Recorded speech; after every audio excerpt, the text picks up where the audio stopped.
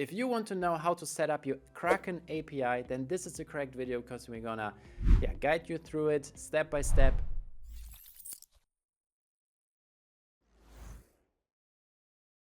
Let's dive into the computer here on the left, and we are on the CoinTracking dashboard. And if you want to get the guide how to import the API in CoinTracking, then simply go to Enter Coins and search for Kraken.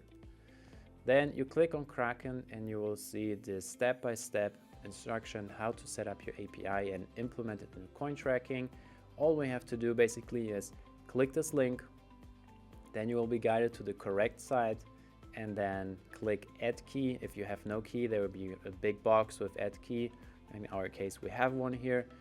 We're gonna add a key. The key description, you can change it if you would like to, but all we have to actually choose is funds, the query funds, and then query ledgers and export data.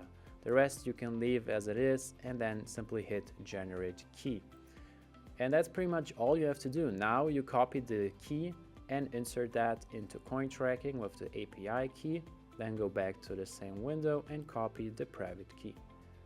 Copy that into CoinTracking, and then below the API you can see some settings. You can enable the disable for your API. Also, you can label the API or set even a start date. If you want to say, I just want to start the transactions from, I don't know, December 1st, then you can set it in here. But we leave everything as it is and recommended by the software, and then we simply hit save this Kraken job.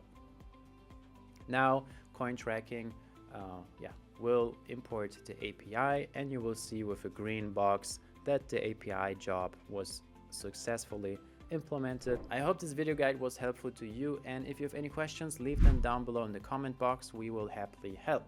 Please give the video a like, subscribe to the channel, and we're gonna see you in the next guide. Bye bye.